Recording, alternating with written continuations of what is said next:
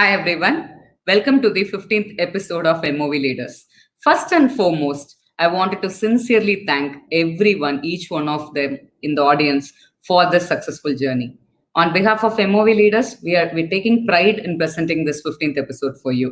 It was not an easy journey when we started this MOV Leaders with a small idea of celebrating women leaders. We had no idea that we will have a marathon 15 episodes coming up with amazing 15 leaders, and we have many more lined up too. Thank you once again for all of your support. As you all expect, we will present more and more successful stories and the learnings from their failures from great leaders across the world. Thank you once again.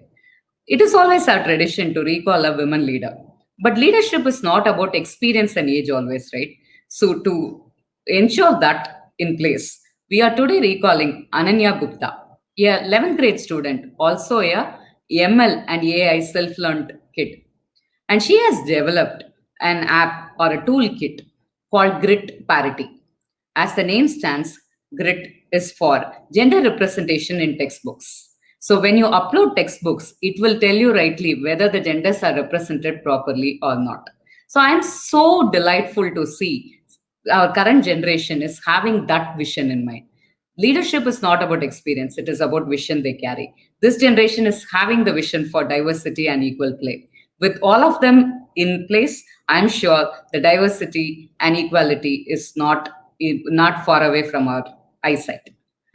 Today, we are having a very special guest who is having a great track record in driving out large and complex initiatives for world-class organizations like Huawei, Yardley, and PayPal kind of organizations.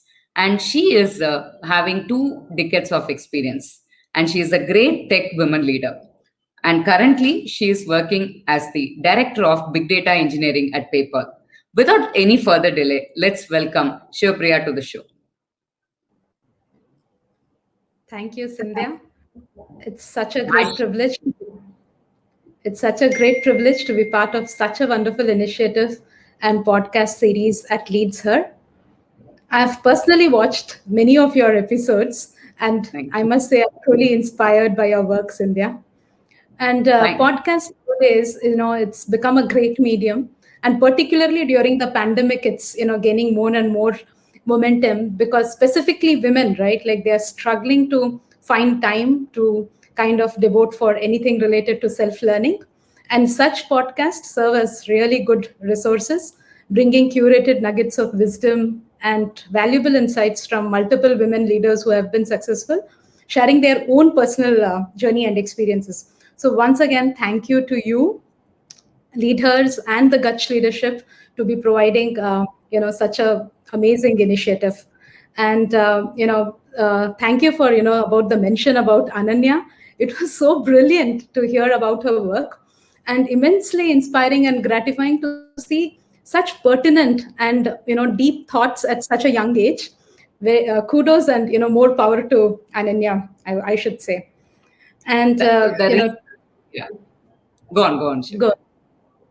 No, I said before I, wanted to get started more about myself and my journey. I wanted to start with prayers for wellness for, everybody across the globe and specifically in India, and wholeheartedly wish everyone great strength to tide through this unprecedented times that have, ravaged us over the last couple of weeks and months. Very true, Shivapriya. You have, thank you once again for coming into the show. And I really admire your journey, and I have seen you're bagged n number of awards. Like, for a lot of years, I believe that you are one of the best female employee award you won, best manager award, best tech leader award, and you had an amazing run throughout. So we wanted to know how your personal and professional journey shaped up so far and where you started, Shivapriya. Sure, Cindy, I would love to share a little bit about myself. So I was born and brought up, in a typical middle-class conventional family in the city of Jamshedpur, or also known as Tatanagar, then Bihar and now Jharkhand. It became more famous with people like Dhoni and everybody coming into play. So back in the late 90s, when I had actually completed my schooling, we had very limited options of, getting into engineering colleges. Primarily, Mhm. it used to be only the IITs or the NITs or maximum like a BITS, and the concept of private colleges were not there in the north. And apparently, I couldn't get through any one of these prestigious colleges. But the desire of having a professional degree over the normal sciences was very strong, just because of the fact that it was more guaranteed a white collar job. Like in those days, usually the particular stereotype of either pursuing engineering or medicine as one of your careers. So this desire was very strong in me, that somehow I should, because I was more inclined towards maths and sciences than bio, and hence I was very particular that somehow I should get into an engineering college, and tried all the options. Found out that there is something called, answered the Tamil Nadu entrance. There was something called other state quota, and finally got an admission into Sona College of Engineering at Salem. This was the first feeling where I felt a little, the feeling of fulfillment dawned in me, that okay, I've kind of stepped into the first step of my journey. But little had I known that that was just the beginning of innumerous challenges that I had to face. So I graduated in 2001, completed my engineering, the year which saw the effects of the infamous Y2K, I should say, and the recession. So it wasn't very easy to find a job that year. But nevertheless, I got placed in Alcatel Lucent, which was the largest telecommunication giant in those times. So I was really, really thrilled that I was the only student from my college to get placed there, and that Mhm. started my professional journey with that. It was an off-campus construct, but I just could make through as the only student from my college. And I was thrilled more than the fact that I started my job the very, I think, within 2-3 days of finishing my final semester examination. So that I was always feeling as a very proud moment. And since then, over the next decade, it was just a roller coaster, growing from a software engineer to a senior project manager, playing multiple different roles like a tester, developer, technical lead, manager, group manager, and then finally a delivery head leading multiple platforms in Huawei. And as you mentioned, won several accolades through this journey. However, after all this, like 1 decade through, I soon found myself hitting the ceiling, and wherein in the near and medium term horizon, I couldn't see myself in the trajectory of the career where I aspired to be. So I had to Mhm. make a deliberate, bold, and a different decision of switching my probably a 12, 13 years of career in telecommunication to a fintech space. I then joined Yodlee, which was in the fintech domain in 2015, as a senior program manager, which was very different to my previous stints. Very soon, I was also offered to start heading the knock or the command center there. This was opportunity which was so very different from all the previous roles that I had played. Nevertheless, I kind of accepted the challenges, pushed myself in the arena of operations where I had never tasted before, drove several transformations, improving the uptimes of the services, automating a whole lot of manual stuff, and improving the efficiency of operations several notches higher. Then later in 2000, so this was around 3 years later, when in 2018 I joined PayPal as a director in core data platform, and now I'm taking care of the portfolio called as analytics reliability platform engineering, that essentially caters to products and platforms that serve and host the analytics data warehouse for PayPal, as well as the big data platforms for PayPal. I also co-lead, Unity. You must have heard about it from several of my colleagues before. It's an affinity group that strives to, empower women thrive at PayPal. So I co-lead this for the India chapter. In the personal front, I'm blessed to have my mom with me. She's been the stellar pillar, support. Blessed with a very loving husband and a teenager, who are my pillars of strength, and who are predominantly who I am today. So that was a crisp synopsis of my 2 decades of professional journey, Cynthia. That crisp had a lot of milestones you have carved out in a very humble and modest way, I should say, Shivapriya. And also another compliment I need to give you is I think I have seen a photo with your daughter.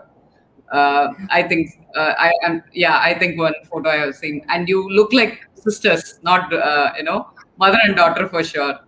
And when I saw you for the first time, I was like, oh, she's having 2 decades of experience. I was thinking, and you look very young and energetic, and keep living in that way, Shivapriya, as always. And continue your great initiatives throughout, and help a lot of women to come like you. And I'm sure that a lot of people will get inspired from you, because I have a special bias towards women in tech. Because to be honest, maybe I'm not a person who is a coder, or who loves to program, or who's not so much into engineering or technology, though I'm a BTech IT engineer. So I always admire women who grew up in the leadership position in the tech field. So you being a tech leader, Shivapriya, I have to say this because I believe this. You have to clarify this to me, because I believe women in tech carries more challenges than men, and they always have an additional layer of challenges. In already they decided to walk in a tough road, but they have additional challenges than men. Is what I always feel. How you there are any kind of challenges you have overcome in these 2 decades of experience? In case if there is any, what is it, and how you managed to come up to this position, Shivpriya? So this will be definitely helpful for the upcoming women leaders in the tech field today. Sure, Scindia. While there have been several different challenges, that came my way during the last 2 decades of my professional journey, I wanted to take this opportunity to probably share two special instances where I felt I opted for not so popular path, by which would have been chosen by most of the women. And as I made those choices, I also learned some life lessons, right? So this is way back in 2005 when I was working for Huawei, and I had just returned from my maternity break, which was in those days it was just 90 days. It was not like the 6 months break that we get. And in fact, I In my remember case, that. it was 84 days only, Shivpriya. I gave birth in 2016. I think after that only they changed it to 6 months. It Even was for me, it was vastly 84 faster. days. I Yeah. see. I see. So it was 90 days that time. And I remember that just before the day of giving birth, I was working. And I joined back within 75 days because, my manager gave me a call saying that there's a critical initiative project, come, your support is required. And I also felt that, okay, let me give it a try since I had a good support system at my house, managed that well. But further, like, a few months, like when my little one was just about 5 to 6 months old, there came a tough situation in my career where the platform for which I was working had to be given back to the headquarters in China, and we had to take some other portfolio from there. What that entailed was the entire team had to travel to China, hand over or do the knowledge transition, and then take over the new portfolios and come back. Little Come I back. had a choice, yeah, and little I had a choice of moving to any other project. I had only some choices left at my exposure.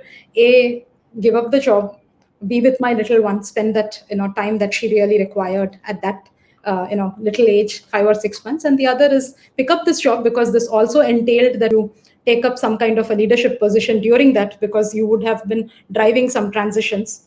It wasn't very easy, but I did opt for the latter because job, in my perspective at that time, had been ingrained very deeply as a very religious aspect, which was very, very crucial to me. So I took the latter one.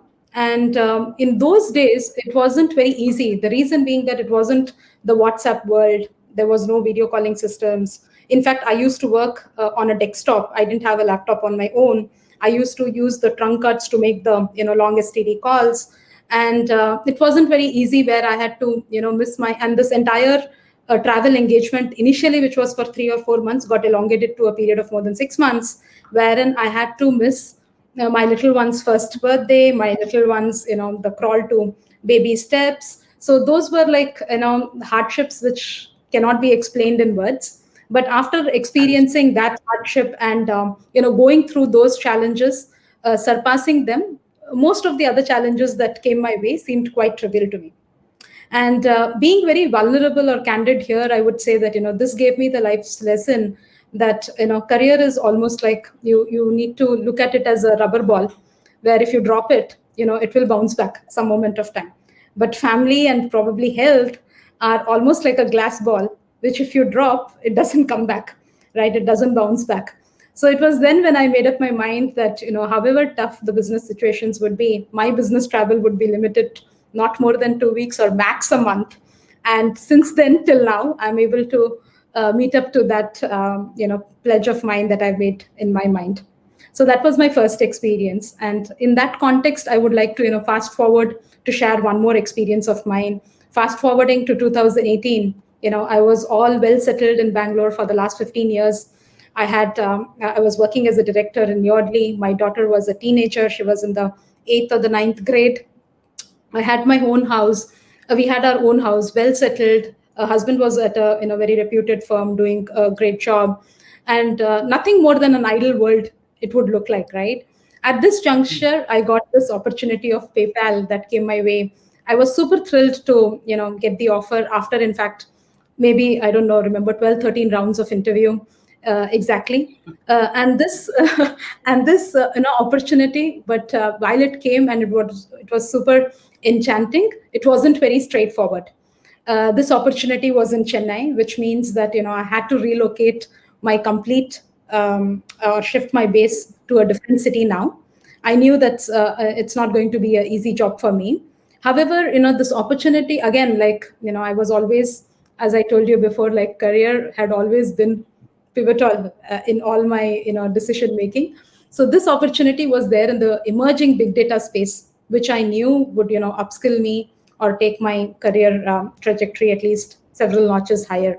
So I started mentally preparing, planning on what should be my pitch, what should how should I be convincing my husband, because it's usually the usual social stigma as the wife follows the husband. But in this case, I started planning with full enthusiasm, passion, and trying to convince my husband, saying that but in fact, the carrot that I played was he always had some desire to pursue business of his own. Like he was into day trading, and also I told, this is the opportunity for you to live your dreams, and there comes my dream as well. So let's together build our dreams. And then he was very supportive in relocating the entire family. And at the end of 3 years now, with my journey in PayPal, I'm incredibly happy with this change and all the experiences and the learning and the journey at PayPal this far. So in the hindsight, if I just reflect, right, like I broke a lot of barriers and stigmas just to be more resilient and pursue my professional career, despite the usual challenges where women are often tend to take a break or think otherwise. So that was two examples, may not be very much related in depth to the technology, but I thought that this is something where sometimes which we feel are not possible, but it is just that you need to live your dreams, or just So one thing I could relate myself. Each guest, I always relate something or the other. I have told in multiple episodes also. I'm always, for me, the first preference is job. So somewhere, I have shared young age experience of how my father inculcated that in a very young age. I don't want to repeat that story, but on a overall, for me, always it's like work, job. That is like basic needs for me, like a breathing thing, right? Without that, I will not be able to proceed. And my husband always used to say, "You're a rare species." And then when he started watching my podcast series, he started saying, "Hey, no, yeah, there are a lot of people like you out there. There are a lot of husbands like me, sitting there and envying their wife and supporting them. It's good to see there are a lot of women out there like you. I always thought that you're a unique species, but I'm also personally seeing like a lot of people. A lot of guests today have said that till last day I've gone to office before the pregnancy. It's same for me also.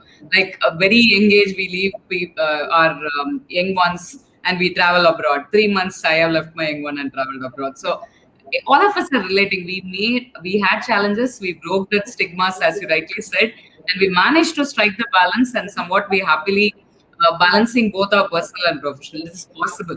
It's not like it is not possible. That's what we are trying to say. We are not saying that make sacrifices. We are just saying that learn how to balance, how to play with your support system, how to choose your preference. So your story is also very inspiring, Shivapriya. In fact, recently vaccination, I always have the needle fear.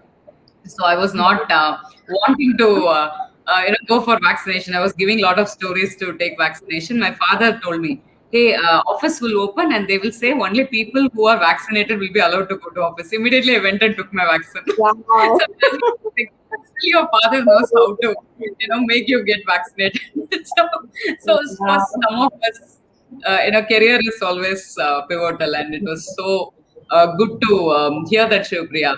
And one another thing which interested me very much when I had a preliminary discussion with you while inviting this to this podcast is women are over mentored and under sponsored. That became my favorite subject line. Also, I started discussing that with many. In fact, with my family, I started discussing with my colleagues. It was very thought provoking sentence, because it's like today we are saying that we want more women in technology. There are a lot of diversity programs, there are a lot of inclusivity programs. We are hiring women in all levels, and we are some I have seen in sometimes people complaining that we don't get enough women resumes for tech roles. We wanted to offer roles in our team, but we are not getting suitable resumes. So I agree on the supervision of robust leaders. A lot of mentoring programs are going around. It is very important. I agree with all those things. But mentorship is always about you are telling them how to improve themselves, to grab the opportunities around. But sponsorship is something, it's a power, right? You create that opportunity for the people who are having the right talent. So it is very important to strike a balance between both mentorship as well as sponsorship. But in today's world, for women, is it happening fairly and equally? May not be. Because again, I feel because this is again, if there is more diversity in table, the voices will be better and it can get better. But I know you're working on this subject for quite a long time. So what is your take on this, Shivapriya? And how do you think that women need to get that sponsorship, and how should we go about it? Sure, Sindhya. So thanks, for bringing up a topic that has always been very close to my heart, as you rightly pointed out. And certainly, I cannot emphasize enough the importance of having mentors and, more importantly, sponsors to be successful in the professional journeys, right? While women must advocate for themselves if they want to move their careers forward, but to succeed, they cannot do it alone. And Correct. all successful leaders need a network of, I would say, champions or promoters, including mentors and sponsors. And you would be knowing that there has been extensive study done in this front, and it's a proven fact that women with mentors demonstrate much more self-confidence, employee engagement, work engagement, and thereby resulting in better retention rates for the organizations as well. So I can myself personally vouch, for the indispensable support that I received from various mentors along my, the professional journey. While mentoring is a very special and a private, very private to every individual. But one of the, I wanted to share some of the impactful methodologies practiced and probably that I got acquainted at least in PayPal, which is called, the Shadow the Leader program. These are avenues where you can go and request any leader at any stature of your choice and whom personally you've been inspired, and request for shadowing and learning by seeing them in action. So I would like to, just share very crisply my personal experience here through the shadowing, program that I, experienced as I joined PayPal and then traveled to the headquarters in California just to build more, understand my stakeholders. I got an opportunity to shadow the CTO and EVP of PayPal, Sri Shivananda, for a day. And I still believe that that was a lifetime learning experience for me. Right? I learned so many intangible lessons, right from, how the executive leaders organize their day, on how organized they are, the art of in every session, how do you come up with the right set of questions, the art of questioning, what are some of the crucial guiding principles or the decision vertices you may call, to take those decisions for complex or to take those complex decisions, and how do you credibly and transparently communicate them to your teams, and how investing in learning is a non-negotiable item in such great leaders schedules. And I can go on and on. In a nutshell, what I was wanting to share is, some of the concepts that I could never learn through books, or it may have taken me months and years to learn by experience, had just come to my platter to grab, in just that exposure. So I strongly would like to emphasize such practices to be, taken up by organizations, because this is something where you see the leader really in action. You just shadow the person and then keep, watching as a silent observer, gaining so many valuable insights from that entire exercise. And moving on and coming to sponsorship, right? It's certainly the need of the hour, especially if you want to, bridge the gender parity gap mid tier and above. Because I feel that, we make a great effort to bring in diversity at the entry of the funnel, because more and more STEM students are graduating out, and we are doing a fairly reasonable job in getting more women graduates join the tech workforce. But as we all know, right, the funnel kind of converges, the gender parity actually increases. Very few women make it to the top, and hence, if we have to bridge the gender parity gap at mid tier and above, a conscious intervention is required. And that's what Correct. the sponsorship is for, where they take accountability to move these high performing women up their career ladders. Because I also believe that at senior levels, it's not a function of your self performance, right? It depends upon a wide spectrum of factors, including the opportunities by themselves. So it's just not your self performance that can take you to the top. So while these barriers are common across the genders, right? Let's be, let's be also candid that these are not specific only for women, but the issues that women suffer from, the self advocacy, the ability to build these stronger networks, the branding is much stronger in women, and hence the need of such sponsorship program till we come to a ground level becomes more important. Because there is always this question on the other side of the gender that, why aren't these problems common for both the genders, so why should there be special attention for women?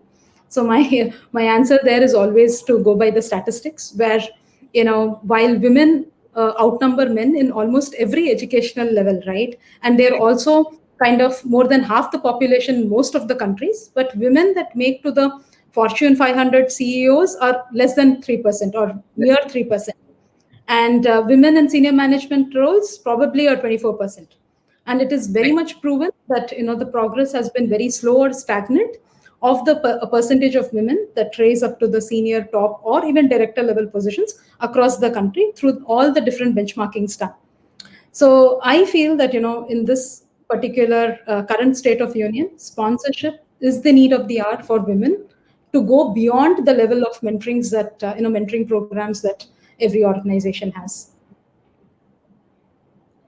Amazing, because you were going by stats, I would go by personal experience. So, in the couple of previous roles where I came across, I always used to envy. I'll not say that the gender gap. It's not only the gender gap; it's sometimes the age gap also happens, right? Young leaders versus experienced leaders. So actually, a lot of people forget the fact that young leaders need more sponsorship programs than the experienced leaders. So in my previous roles, a couple of times I have seen people, senior leaders have been selected and sent for 1 week workshops, 10 days workshops, and I'll be dying to be part of it.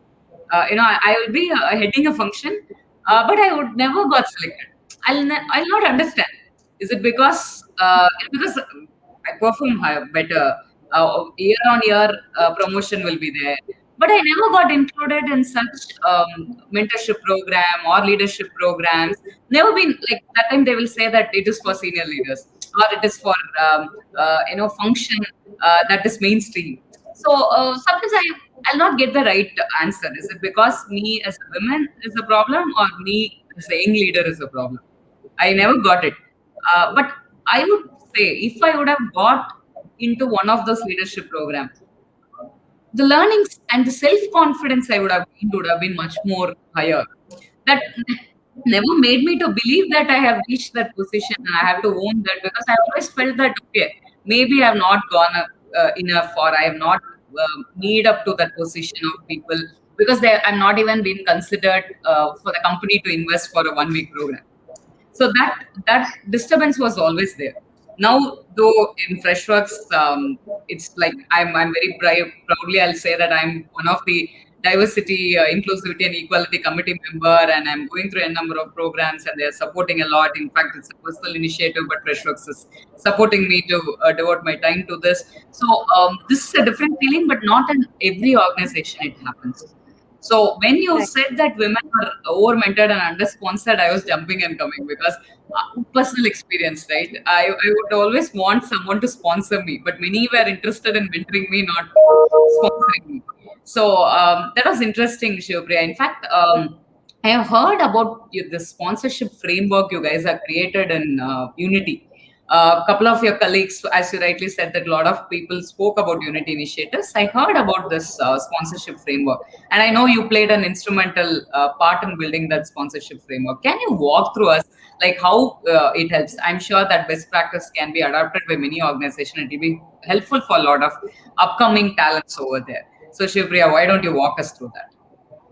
Sure, Scindia would, again, love to share about our USP program. It's called USP. The word itself is very catchy. It's the Unity Sponsorship Program, the acronym that stands for. And how it all started is, most of when we were kind of attending a lot of inclusion and diversity conferences, we saw that most of the organizations that are having inclusion and diversity as one of their core cultural values or tenets have started focusing their efforts towards sponsorship, just because of the various statistics and the importance or the need of the hour. And PayPal was no very different, right? We did a very deep study and did a lot of interviews with the industry experts as well as the internal leaders, and then crafted this USP program, which was a structured and an outcome based framework to aid the high performing women to move up their career ladder, and also to foster building more women power, more women leaders, right? Whom all the junior engineers could look up to, because we also felt that at certain level we did not have enough women leaders where people can look up to and then grow. So those were the motivation factors behind crafting the Unity sponsorship program, I would say. And I also wanted to share some highlights, right? Like what we did is we selected a cohort of 20 women, employees who were typically lead and above. On an average, you can consider that they had a decade of experience, and that would take up to that level. And we kind of identified these 20 cohort members from the PayPal India centers across the different locations like Bangalore, Chennai, Hyderabad. We also ensured that during the pilot program, we make sure that we cover the different functions, not heavily towards only focusing towards engineering, but we also ensured that it covered product, it covered engineering, it covered architecture, HR, ops, site reliability, a wide spectrum of all the functions that were on board. We also ensured that it had a right blend of IC as well as managers, because both required different level of intervention to be able to grow in their careers. So this program, essentially, the criteria also what we did was kept making it, the criteria to get these 20 or identified the 20 cohort for the first pilot was kept extremely transparent. We allowed all the individuals to apply and create their own packet, which was then evaluated by a neutral panel comprising of senior leaders, director plus across the site, and identified the top 20 nominations. We didn't want to dilute it by having more. We really wanted this to be a premium premium kind of program, and differentiate it from the normal mentoring, and hence wanted to limit the number of participants such that we could do the proper justice and get the required attention. This program was almost like framed for 1 year duration, with 6 months engagement with two senior level PayPal leaders who are director plus. So essentially, what we did is paired these members with director plus leaders, 6 months each, and they also had an intervention of an external coach. So they had a personal intervention through an external coach, and of course leadership workshops, around 6 during the course of the 1 year, as a group kind of a facilitation. So this program, what we also did was did a very diligent. It started with an in-depth 360 wise, assessment by using the state of art industry tools like the True Score, the MBTI personality assessment, and all. And we had a four-way intervention using the coach, the sponsor, the candidate by themselves, and their reporting manager, to come up with the individual development plan that can broaden the spectrum of the person to take up the larger challenges and the larger elevated role. So this was a very very different and a premium class of opportunity that was given to these employees, in terms of, again, as I mentioned, like they were given shadow mentoring, they were given opportunities to run special initiatives outside of their scope of work in the site, and their names were put against participating in tech talks, conferences that could help build their brand better, as an individual. And end of the program, the idea was that the sponsors evaluate or assess these individuals for the readiness to play the next level role, and the successful candidates would be allowed to be considered for positions one level higher across the site with the help of TA and HR. So it was a program that required blessings from multiple levels of Okay. leaders, engagements, sponsorship.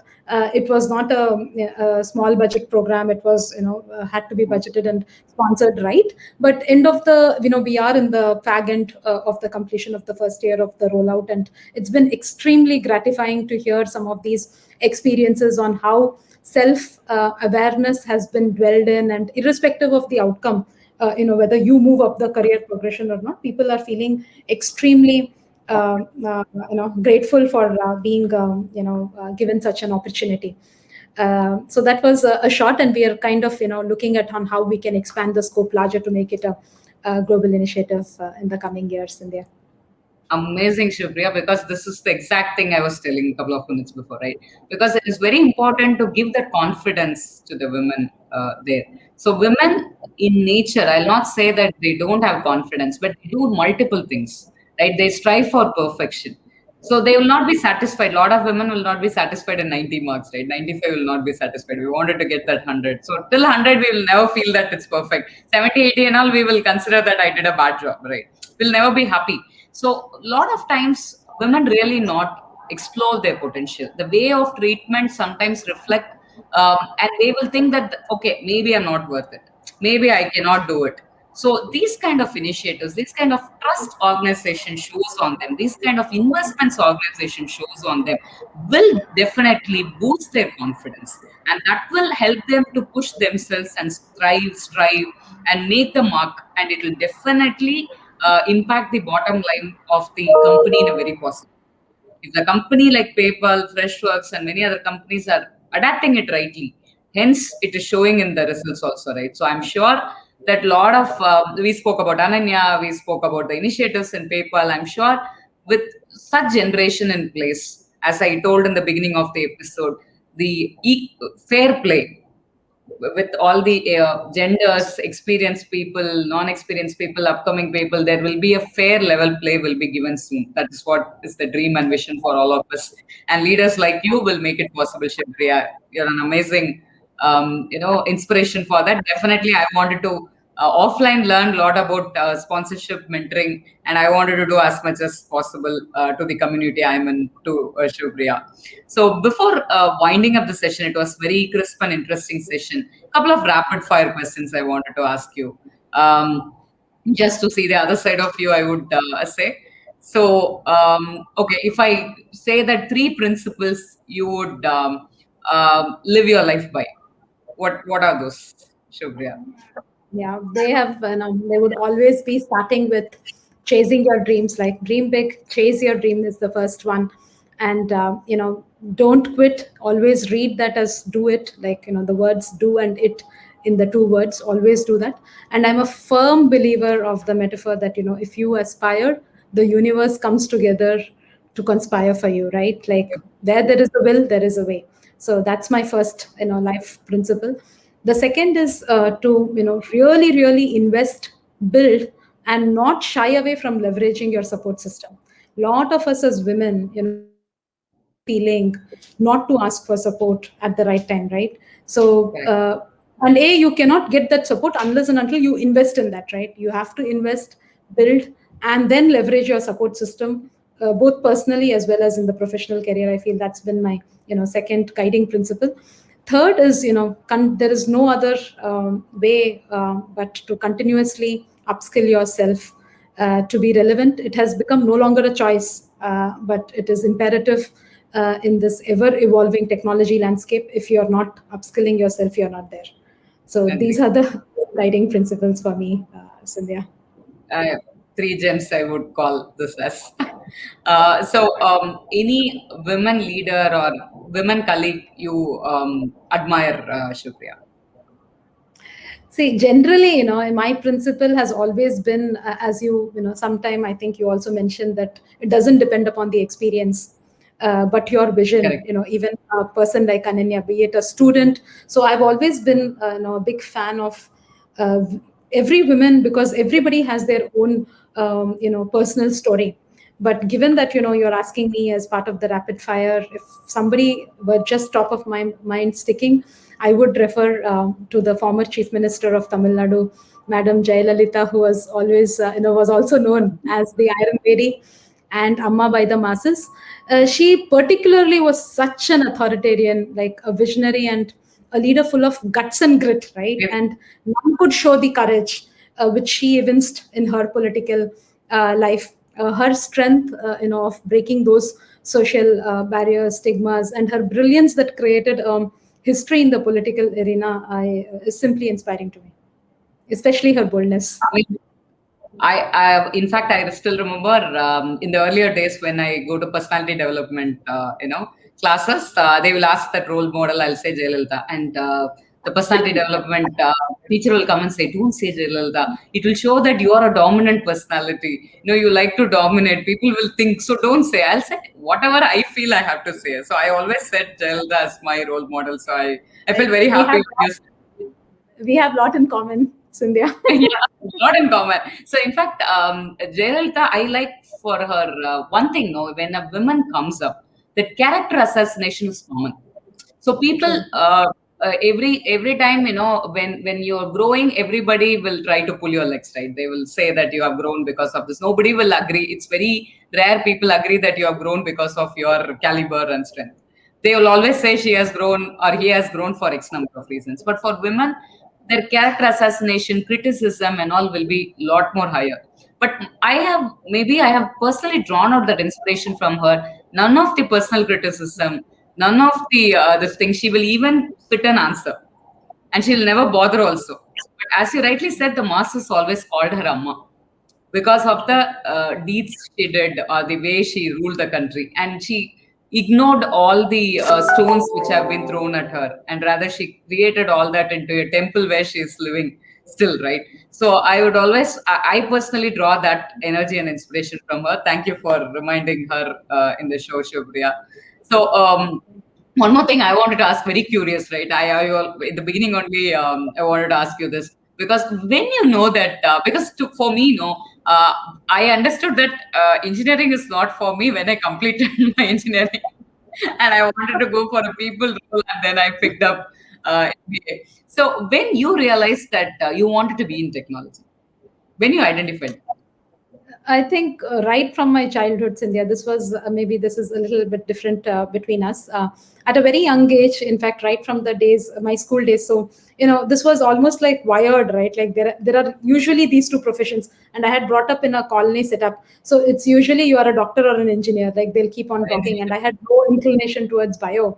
And I was always passionate towards maths and sciences. And, and also fascinated towards building stuff. So right from the beginning, my always inner heart was always driven towards becoming an engineer and building cool stuff. So I feel very, very early in my childhood. interesting. Interesting. For me, it was totally different. I always wanted to be a doctor, and I ended up in engineering college. Then I wanted to be in a people-oriented role. marketing onwards, yes, I know what I wanted. Until now, I'm in marketing and I'm pursuing my passion. But interesting to know that also, Shivapriya. Okay, last question being the mad over community, we love videos. So we just thought of asking a simple question that you have seen a lot of things in these 2 decades. How do you see video evolved as a platform or medium of communication, and what do you think about videos? See, especially this online video and their benefits, right? Like they have never been more relevant than now during the pandemic to ensure smooth functioning of our daily chores, right?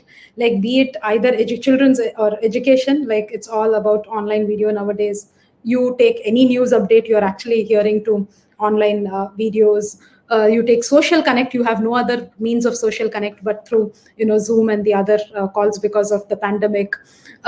Be it in the workspace to collaborate, you have all these online kind of meetings, and be it anything, like be it collaboration, learning, online video has become increasingly prevalent and become a part and parcel of our lives nowadays.